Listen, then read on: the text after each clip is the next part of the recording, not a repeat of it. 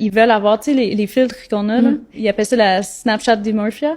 Où ce que les femmes viennent, moi, je veux avoir l'air de, quand j'ai mon filtre. Puis ils disaient que 70% des chirurgiens plastiques voyaient ça. Comment, toi, tu approches ça? Comment Moi, mon rôle, c'est surtout, puis mes collègues te le diront à la clinique, mon rôle, c'est vraiment d'aider les patientes à reprendre confiance en elles. Donc, je suis vraiment dans le démystifier tout ça, dans dire que la beauté naturelle, qu'on fait juste des petits changements. Donc, moi, je suis vraiment dans l'ère de ce qu'on appelle la médecine esthétique, les injectables indétectables.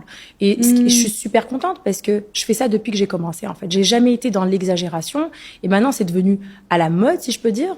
Indetectable injectables, mais moi c'est ce que j'ai toujours fait parce que je trouve que des traits qui sont exagérés, des grosses lèvres qui ont l'air hyper injectées avec des becs de canard, des grosses pommettes, des sillons nasogéniens qui ont disparu, des mentons hyper proéminents, des grosses jawlines, quand c'est pas quelque chose avec lequel tu es né, c'est pas dans ta génétique, si tu veux, ça va donner et sans jugement, hein, il y a des femmes qui sont injectées qui sont magnifiques, même si elles sont très injectées, mais et c'est intéressant parce que j'ai découvert dans un congrès, ça s'appelle the rich face.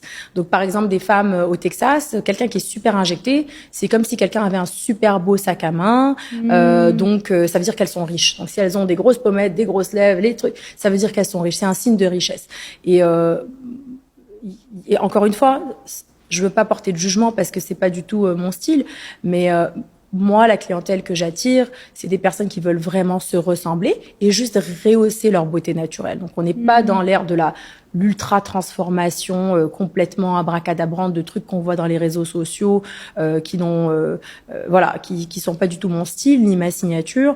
Moi, c'est plus des personnes qui veulent rehausser ce qu'on appelle aging gracefully ou ou vieillir de façon avec élégance ou les gens veulent surtout à 50 ans avoir l'air de 45-50 et ne pas avoir l'air de 60-70, tu vois. Donc c'est un peu ralentir les signes du vieillissement que les contrer complètement. Donc il y a un terme que je déteste qui est anti-âge.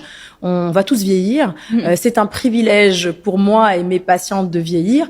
On essaie simplement de s'assurer qu'elles se sentent le mieux dans leur peau et qu'elles se regardent dans le miroir et qu'elles se trouvent belles, quoi. Parce que quand elles se sentent belles ou beaux, ça va leur donner confiance. Elles vont avoir envie de décrocher le job de leur rêve. Elles vont avoir envie d'oser parler avec le mec au gym qui leur plaît. Enfin, tu vois, ça leur donne de la confiance. Puis quand t'as confiance en toi, moi je le vois, mes patientes quand elles viennent me voir en suivi, c'est pas les mêmes patientes que j'ai vues quand elles sont rentrées dans mon bureau initialement. Donc souvent elles vont être un peu recroquevillées, tristou et tout. Puis quand je les revois en suivi 2 semaines après, elles se sentent toutes magnifiques. Je les vois dans la salle d'attente, elles sont resplendissantes. Puis ça me fait sentir bien parce qu'elles ont l'air heureuses, tu vois.